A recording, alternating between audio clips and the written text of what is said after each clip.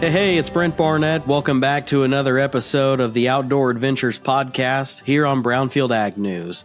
And happy to have Kent Boucher back on the show this week, a friend of mine here in Iowa and host of the First Gen Hunter podcast and a co-host of the popular Prairie Farm Podcast. Kent, good to see you, man. How are you? Yeah, it's great seeing you too again, Brent.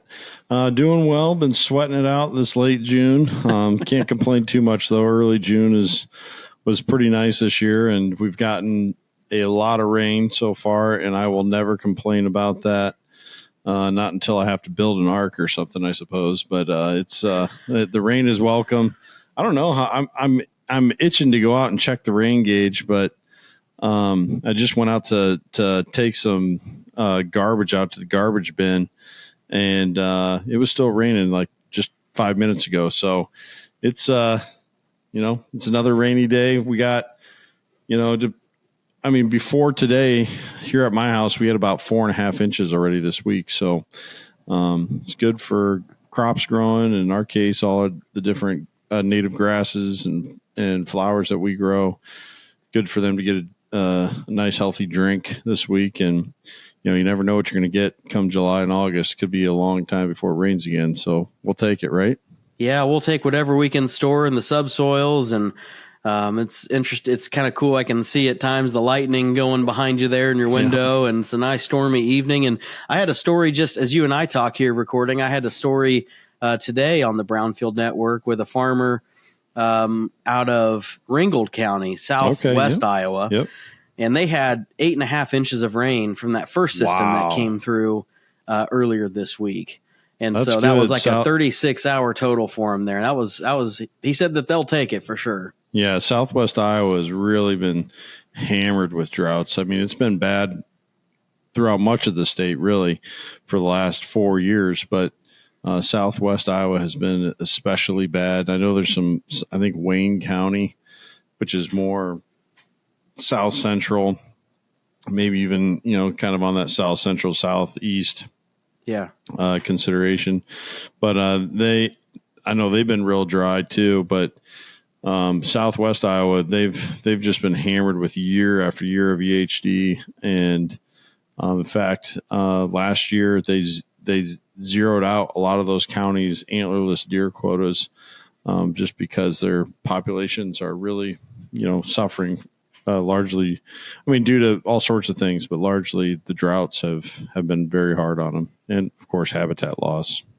Yeah, absolutely. What have you been up to of late, man? So I think the last time you and I did a segment together here on this show was, I think, mid-February, whenever you and I went out and did a shed hunt together on some public land. That's been, time flies. That was several months ago now. Well, what is it? Once we hit July 1 next week, we're officially over halfway done with 2025, and there's probably still people getting used to writing 2025 when they sign legal paperwork and whatever else. But the year is flying by. I did not get out and turkey hunt this year. I have been extremely busy with work. I've also taken on a kind of a new endeavor, which is starting to do some of my own farming here on our family farm, which is kind of a dream come true, really, from my childhood, just like hunting was. So I've been busy, taking care of my first crop that I have growing now, and which will remain a secret because I want to have a corner on the market, but it is an alternative crop, I'll say that. And it requires quite a bit of time and a lot of upfront labor, though. So it's kind of, getting a little bit better now as far as labor goes. But then we got my wife has 2 big gardens, and we got a bunch of fruit trees, and so helping her out there where I can, and we got 4 kids, so that takes a lot of time as well. But I did get out and do a little trout fishing, just a tiny bit. This last weekend, took the family up to Decorah, Iowa, northeast Iowa, try and beat the heat a little bit. And I think it was just as hot there as it was here. But they got things like ice caves and, cold water spring-fed creeks and things like that to wade around in, and we had a fun time up there. And I had just enough time to get a line in the water a little bit. Didn't catch anything, but had a few nice hits, and just it always feels whenever I go up there that I'd never get enough time there. You know what I mean? And so, Yeah. In fact, I had to come back a little bit early because we had a field that just based on the weather needed harvested, immediately. So got back a little bit earlier than I planned to on Sunday, and within 25 minutes of being home from vacation, I was back in the truck and on my way to work to go harvest the field. So it's harvest season officially on the prairie too. So so it's been busy, but it's been good. Good. Well, it's really good to have you back here on the show too. And you mentioned prairie, and I know it's something you're really passionate about. And you're on the Prairie Farm Podcast, you and your co-hosts. I really enjoy listening to those episodes. And if you're watching our show today, you'll have to check out their podcast, the Prairie Farm Podcast. They've had some really good guests here in just the last couple of weeks. I know you had Rob Sand, who's the state auditor here in Iowa, friend of the show here on Outdoor Adventures. And just recently you had Aaron Warburton, right, from the Hunting Public. I listened to that one too. Yeah, we've had Aaron on recently. We had let's see, Kyle Leibarger. He's with the Native Habitat Project. If you don't recognize his name, the second you see a video of him, you'll definitely recognize him. I think he's probably the most well-known prairie person, period, right now. He's just a super knowledgeable guy who has done a lot of great prairie advocacy work, gotten a lot of people's attention with that. And then actually tomorrow we have a really, we've recorded, I don't know, we got to be around 280, 290 episodes now for the Prairie Farm Podcast. And the one that drops tomorrow is a top 10er for me of all time. It was, we interviewed this, a professor from Kansas University. His name is Kelly Kincher. And it's not often, you've probably had this once or twice yourself, Brent. I know I've really only experienced it maybe once or twice myself. But you, on occasion, get to interview the guy, right? And it could be a super huge topic that everybody deals with. Well, you're probably not going to get to talk to that guy, right? Because they're going to be so well known and unreachable. It'd be like interviewing Mark Zuckerberg or something on social, on the topic of social media or whatever. But when you get into some of those more niche topics, and the one that tomorrow's episode covers with Kelly Kincher is edible native plants. And he has put his life's work, and I'm not sure exactly how old he is. I'd say, he looks very young. He lives kind of an alternative lifestyle. I think he hiked one summer. He hiked or he calls it walked. He doesn't say hiked. He says, I walked from Kansas City to the foothills of the Rocky Mountains in Colorado. He just hoofed it out there and just kind of, took note of what he saw along the way. And he has done a lot of his work on researching different native plants and how they can be used for either food or medicine. And it's just a fascinating, he put together a couple field guides on it, but just a fascinating topic to really dig into, because we often wonder, before, in pre-Columbian America, before Columbus ever came here, right? There's great books. There's two great books out there written by Charles C. Mann. One is called 1491. And then the follow-up book to that is called 1493. And because we all remember from our grade school days that in 1492, Columbus sailed the ocean blue, and so it's a play off of that, of course, but he's basically saying before global trade happened, before the Eastern Hemisphere made contact with the Western Hemisphere, what were the Americas, so both North, South, and I guess you could even say throw Central America in there too. What were those places like? Who were the people living there? What were they doing? What kind of wildlife was there? Plant life, all that. It gets into that. They're big, thick books. Honestly, I think they should be the textbook, the American history textbook for. If not in high school, definitely in college for your gen eds. It totally helps you understand what is America like before and after that global trade opened. And so it's fun to kind of picture, well, what was America like then? And he's kind of making a point in a way that, it wasn't just, people weren't just living on corn and bison, venison, and other forage crops. There were native plants here that the people knew how to use, and not just for food, of course, but also for treating different ailments. And he has poured his life work into studying that. And man, was that just a fascinating conversation, because when you're talking to the guy, every question that comes up into your mind, right, you can just throw it at him, and he's seen it 50 times before, so just a fantastic conversation about a really, really interesting topic. I'm looking forward to checking that one out. I'll give it a listen for sure, man. So we've talked about prairie just a little bit here, and that's kind of what I want to focus on the rest of the segment.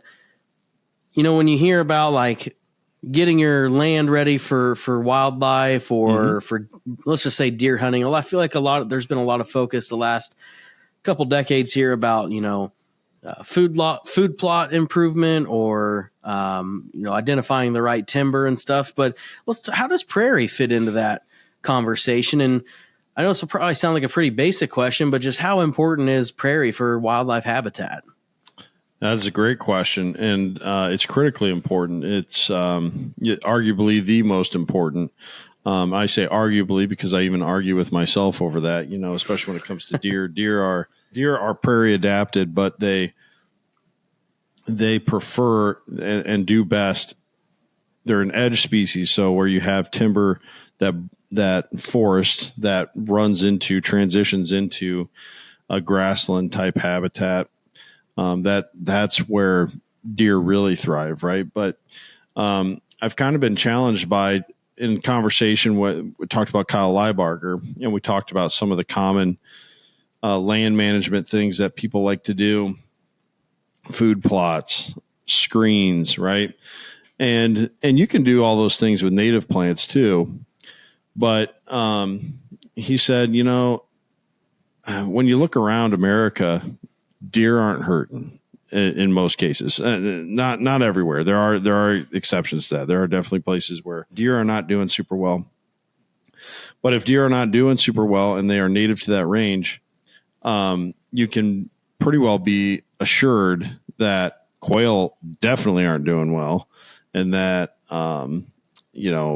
obviously prairie chickens was our other main, and ruffed grouse are our other main ground nesting birds, turkeys, wild turkeys as well.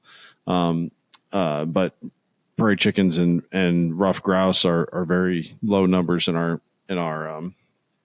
state today. But especially wild turkeys and quail, and then you have pheasants, which are a non-native species, but still something we can enjoy here. They fill an empty niche that prairie chickens have left behind, kind of.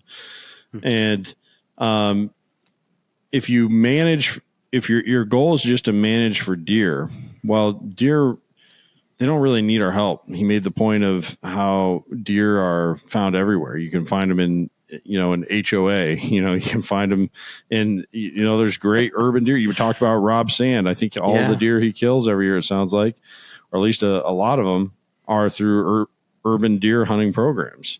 And so, something that has such niche plasticity like a white-tailed deer, we can certainly make things better for them, and it's fun too, because then there's more to hunt. But you can still get that same result if you say, instead of I'm managing for deer, I'm going to manage for bobwhite quail because they're native to southern Iowa. And we don't have a lot of bobwhite quail anymore. We have huntable populations, but I mean, it's nothing like the old days. Or maybe I'm going to manage for jackrabbits. Jackrabbits are native to Iowa.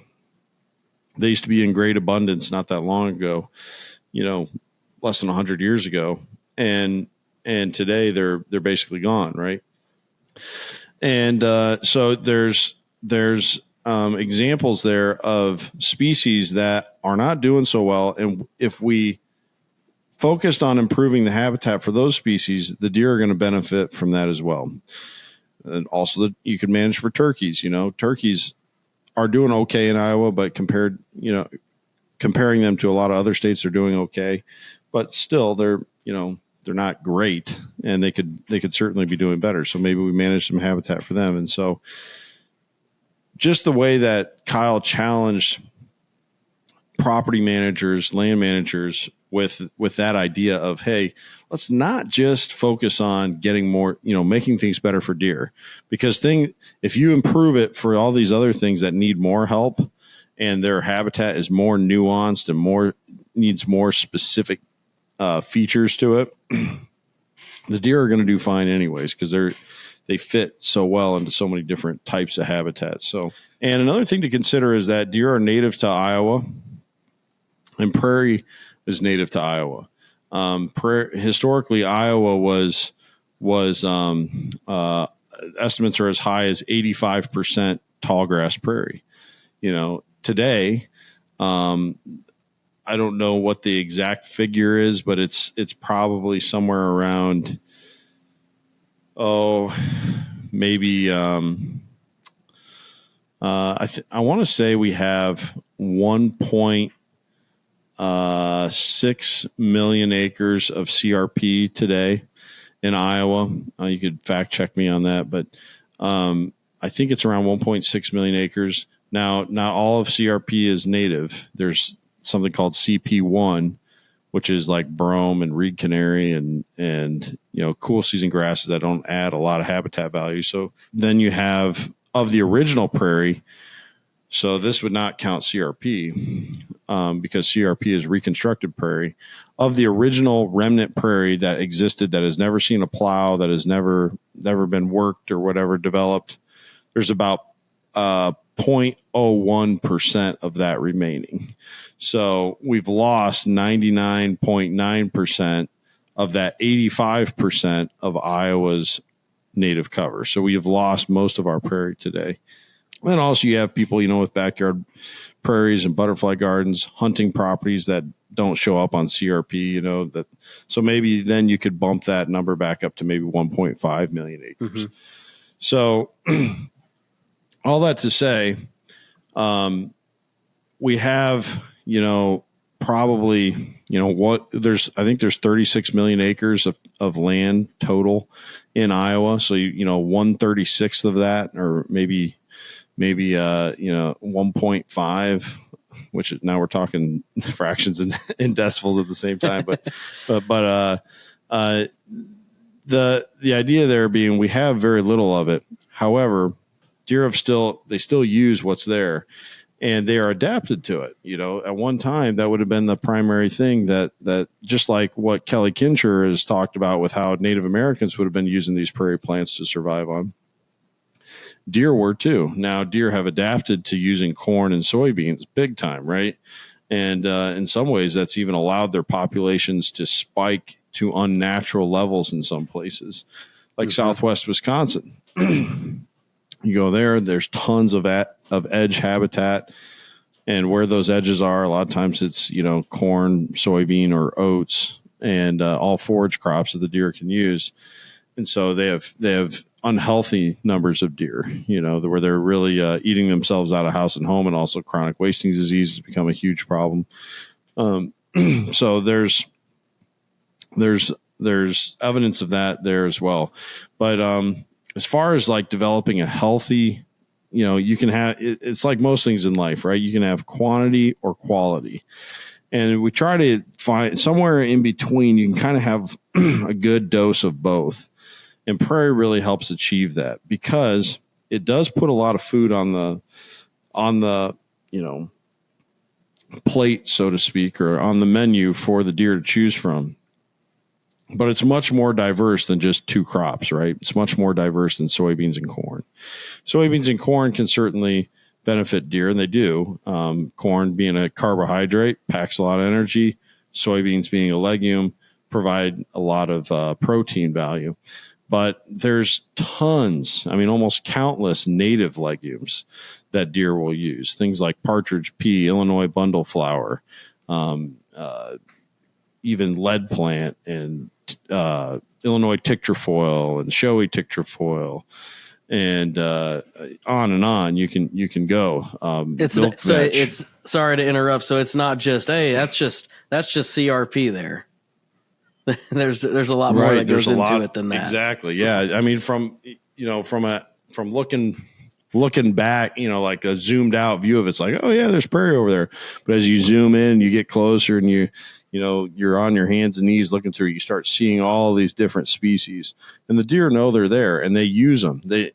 When you watch a deer, it doesn't feed like a cow. A cow will, it moves throughout the day as it's grazing, but it's very slow, right? And it kind of stays in the same general area most of the day. Whereas the deer, they're moving constantly, right? We all know that if a deer comes out to feed in the evening while you're in your tree stand and it's in bow range, you're probably only going to have at most 60 seconds to be able to get a shot. And a lot of times it's more like 5 seconds, 10 seconds, because they just move so quick. It's very quick that they end up out of range because they're browsers. They want a little bit of this, a little bit of that.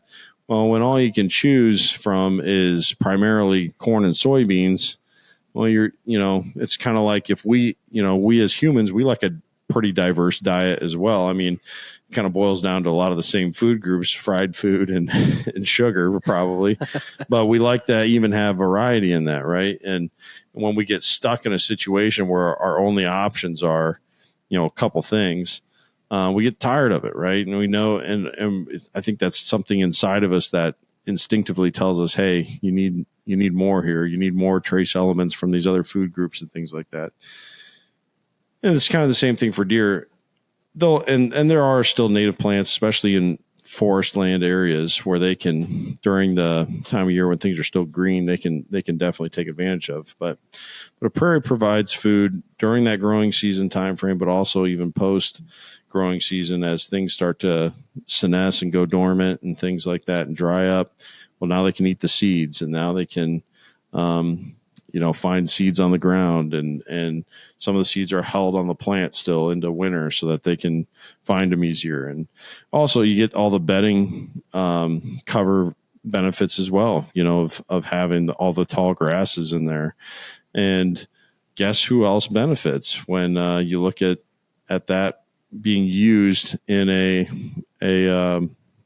land management formula? The quail, the pheasants, the turkeys, and all the other non-game species that I think we all should care about just as much. All the grassland birds like eastern and western meadowlarks, bobolinks, dickcissels, which are all over the place right now. They got that really recognizable 3-note call, and all the other birds that we know more commonly, red-winged blackbirds, things like that, American robins, Yep. All those things benefit. And instead of just focusing on, how do I get more deer, and where I think it's not super common that becomes problematic when people do that, but where it does is when people, they take the monoculture idea that comes along with how we crop fields. And there's reasons we crop fields in monocultures, right? It's efficient. We do that even with the native plants that we grow at Hoksey Native Seeds. We still grow most fields as monocrop fields because for your herbicide applications. It's a lot easier for just targeting certain weed species, maybe not with a herbicide, but for manual removal, like with a shovel or a hoe. It's a little bit easier. Harvesting is easier. Keeping the seed clean is easier. Yeah. So there's reasons we do that, but then guys take that idea that makes sense for production of a crop. They're like, I'm going to do that with deer too. And so then they plant solid fields of switchgrass, or, a monoculture of nothing but switchgrass. Or they do my pet peeve, giant miscanthus, an invasive species. They plant that and people are, it's not invasive, it doesn't spread. It'll spread on a rhizome, and it's very hard to get rid of. And it really has no habitat value at all. It's just purely for the deer hunter. It's a screen. Well, you can get a natural screen using big blue stem, Indian grass, switchgrass, panic grass, all sorts of other native grasses, Virginia wild rye, Canada wild rye, hairy wild rye. You can use those other native grasses and get a screen that is going to benefit quail, is going to benefit turkeys, is going to benefit bobolinks and all sorts of other critters that use it, and especially insects. So there's so many ways that we can do better by having this idea of focusing on diversity and not just on what makes it better for the deer hunter. I think a good way to look at it, a good progression is, when land management started to come around on the scene, a lot of it was viewed, how can I make this place hunt better? Well, then people started to kind of think, how can I make it so that the deer are doing better? Okay. Now the next level in the evolution needs to be, how can I make the ecosystem better? And so that's where you can really factor in, not just having a good, healthy forest, but also good, healthy prairie to transition into that forest. And that will benefit the most species that belong in that ecosystem.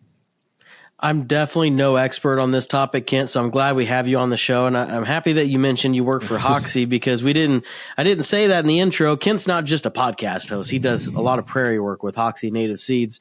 Yep. So just with my minimal knowledge of prairie, like, I know I've walked through portions of prairie habitat that have been maybe knee high. Mm-hmm. And then there's I know I have a friend that I hunt with sometimes on his ground. He has a lot of prairie on his property. Awesome. And it's way up above your head when you walk through it. It's really beautiful. It's not weedy or anything like that, right? And then he's got some little paths that are cut out in between for one for him or for the hunters to walk through, and it kind of conceals you as you go from one place to the next. But just seeing that change from one being knee high to over your head, that's kind of cool. Yeah. Something kind of along those lines, and it's related to prairie. They're native. I don't know what exactly in my personal story, but the way you described that kind of reminded me of it. And I brought it up to Kyle Leibarger when we were interviewing him a month or so ago. If you read back into American history, things from Daniel Boone, Simon Kenton, Holt Collier, some of these great American hunters from centuries ago, they talked about these places called the cane breaks or the canes. And you got the idea, as you read in these accounts that they recorded, that it was in wet areas, so creek bottoms, things like that, and it'd be these just kind of brittle, really noisy, super tall, 15 feet tall canes that would grow in these areas. And Kyle and a couple of his friends have been doing some research into, well, what exactly were these species? How did they function? What happened to them? Where'd they go? And the very first time I ever went hunting was here on this home farm, and we had a patch of that stuff. It wasn't super big. It was maybe, a half acre in total, but it was so thick I could barely walk through it. And that was the very first time I ever hunted. And I was pheasant hunting with my grandpa. And then the next year I noticed there was way less of it. There was still just a little bit left. And I remember I was pheasant hunting on opening day of pheasant season that year. I was much more of a pheasant hunter than a deer hunter at that time. I was with one of my best friends, and we were kind of spread out a little bit. He was kind of walking on the outside of these canes, and I was kind of walking through them. And all of a sudden, because the opening day of pheasant season, which is around the 31st of October or the 1st of November, well, you being an avid bow hunter, you know what's going on that time Prime of year. time. Yeah, there's bucks, going crazy. And I nearly got ran over by a really lovesick 8-point buck chasing a hot doe that was running around us. It was my first experience with what the rut was like. But I nearly got ran over because that stuff was so thick. And of course, he's love drunk and he doesn't care as much. We nearly ran into each other because it was so thick. And that's really, that's the kind of habitat that you can have with some of the tall grass prairie too. And these cane breaks would have been part of that ecosystem. They wouldn't have been, throughout the prairie, but it would have been part of the habitat picture that these animals would have been using. But you're right. There's diversity even there, from canes to the tall grass prairie to the short grass prairie, like you talked about, which is much more favorable to quail. Quail really like short grass.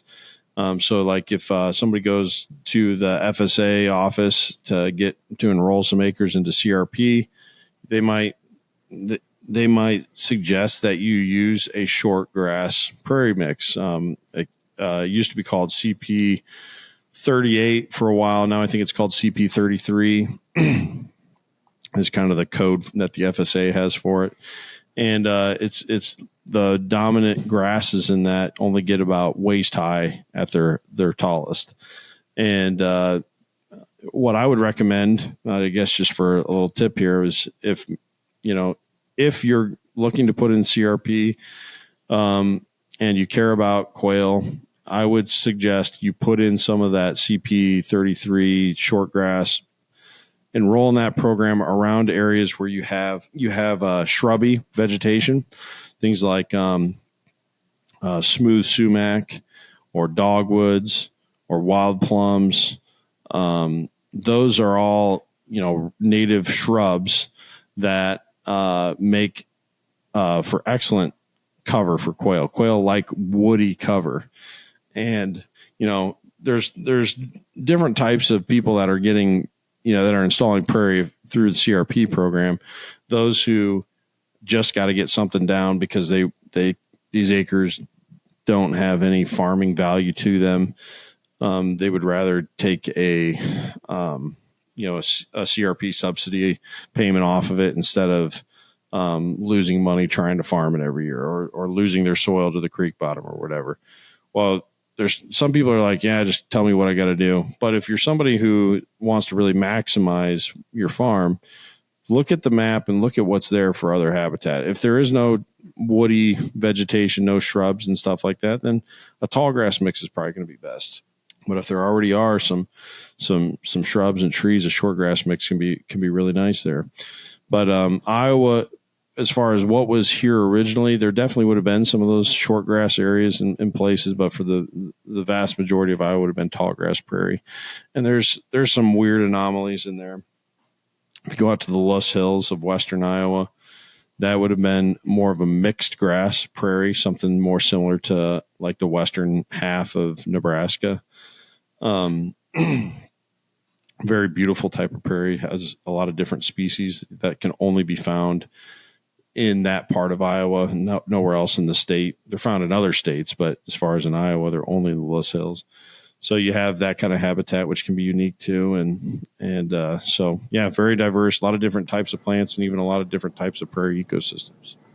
Yeah. And I've seen a lot of farmers, putting in more prairie, on some of their operations. I did a video story either last year or 2 years ago. Time gets away from me here on the Brownfield network, with Lee Tesdale, a farmer from Slater, Iowa. Lee's a good friend of mine and has had me out to his property several times. And that day that we shot this latest news video, he was showing the prairie strips in between his row crops, and had some folks from Iowa State out there as well that had did some digs within the prairie strips up along the field edges, and showing not only the benefits in soil health and soil compaction, but also the water quality that they were experiencing on the farm there. So it was actually it was really cool to see that.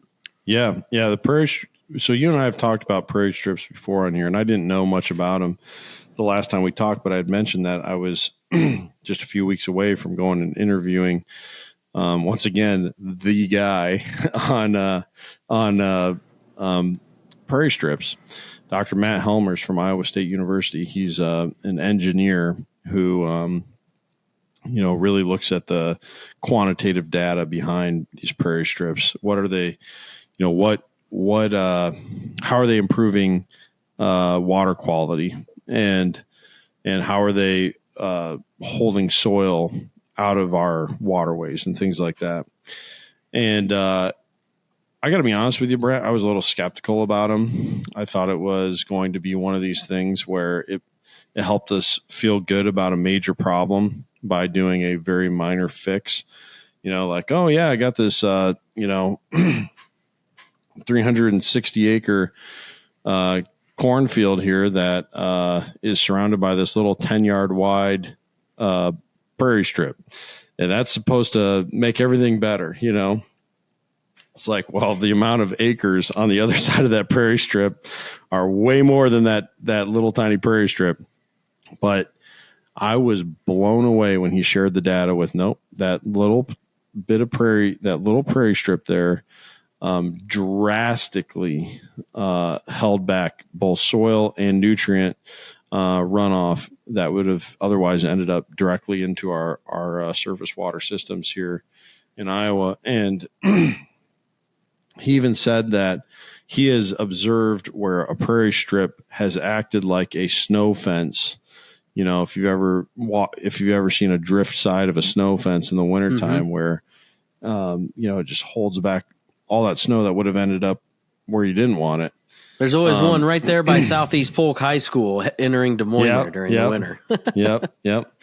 And he said it functioned like that. You could literally see the drift of soil that was being held back from going into the creek bottom. And that should be very important to all of us as Iowans, because our soil is who we are, right? I mean, if you took away Iowa's soil quality, we would probably be something like, probably Western Nebraska or something where we would have very few people able to live here, and we would have probably a lot of cattle ranches and not much else going on, right? But because we have such fertile soils here, we have a farming economy that provides a lot of jobs for people, provides a lot of food, calories for people.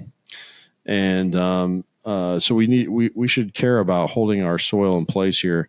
The mouth of the Mississippi River, as it dumps into the Gulf, is filling in with, not just Iowa's soil, but the other farming states. And so those prairie strips, I think, are right now the only foreseeable big fix that we could easily do in Iowa if more people started to adopt the prairie strip concept and protect our waterways. Our water quality is a critically dire situation in Iowa. Des Moines Water Works, I believe, has been in the news here again lately, just talking about the nitrate levels that are out of this world coming down from the Raccoon River into Des Moines, and that whole river valley, that watershed above Des Moines and draining into Des Moines and it's been in the news in the past. It's a common problem, and we don't know why, but we do know that we have some major health problems in Iowa, and we can't say for sure what the cause is yet, but I know there is research that is going on right now to try and see what could be related to that. And our water filtration, our public water treatment services and organizations that exist do a great job, and they do their best, and our water is safe to drink by the time it leaves their plant for the most part. But it's not perfect either. And it would be nice if we could make things a little bit easier on them by keeping some of these things out of our water, especially nitrates, which a lot of people are starting to point the finger at nitrate levels as potentially being a factor for our very high cancer rate that we have here in Iowa, the second highest cancer rate in America of all the 50 states. And I believe the fastest growing cancer rate. And so it's not proven yet, but there's research headed in that direction. And man, if we could make a simple change, I mean, and then let's take this back to hunting, because that's the main thing, right? So we do this change because we want to make our water systems healthier. We want to make our soil stay where it belongs. But imagine all that prairie, even though they're small strips, but collectively, if you added up, imagine if like in Minnesota, they have a state law where every creek has to be bordered by native vegetation to protect the water quality and to hold their soil in place. Imagine if Iowa had a similar program and all of that prairie habitat was installed around the state, what that would do for quail numbers, pheasant numbers, turkey numbers. We would see healthier insect numbers. We'd see better health for our pollinators and healthier populations of pollinating species is what I mean by that.